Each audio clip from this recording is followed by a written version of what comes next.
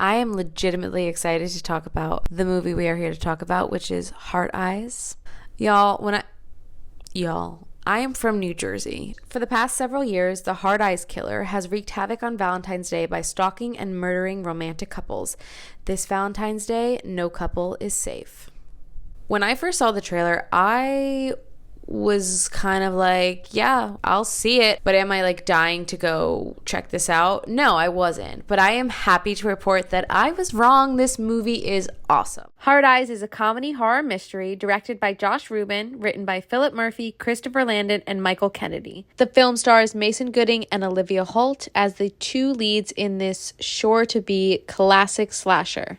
This film is 97 minutes long, and I feel like I could have sat there for another 197 minutes and kept watching because the movie just like goes. It's engaging, it's fast-paced, and it really keeps your attention. At least that's how I felt. The film starts out with this totally badass cold open, and there's a double kill scene, and it is gnarly. And then we are immediately thrust into the worlds of Mason Gooding and Olivia Holt's characters.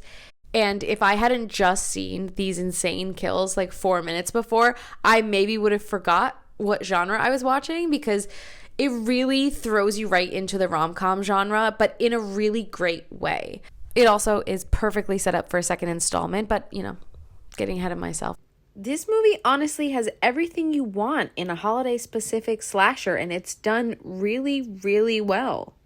I am not being dramatic when I say I do think this film should be studied because it so perfectly brings together these two genres, these two opposing tones in a way that I personally have never seen done so well before. Now, to be fair, this is a horror comedy.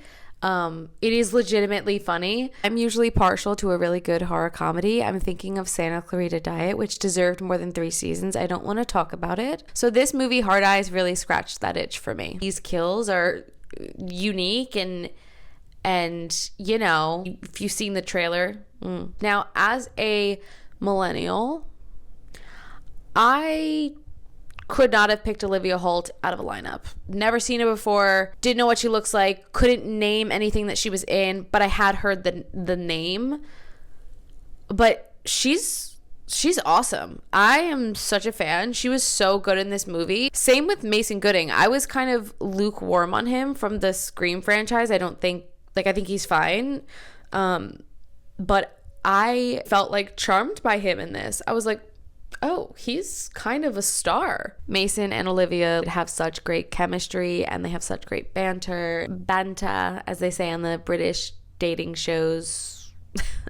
Who watches those?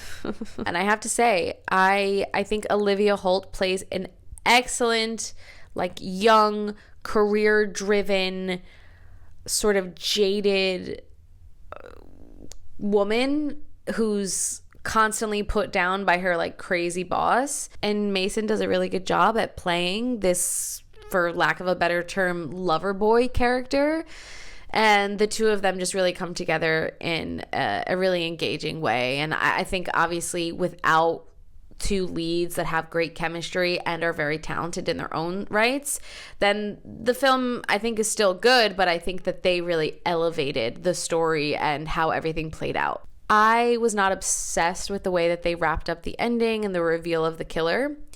I'm not going to give any spoilers, but they do hint a little bit at it throughout the film, and I sort of clocked it right away. And I was hoping that I was wrong, but it wasn't. I think a lot of people who love slashers, you go into it and you're like, who's it going to be? Like, who's it going to be? And sometimes you're right, but that's my one sort of negative on it. Everything else I really, really liked, and I definitely think that you should go check out Heart Eyes in theaters immediately.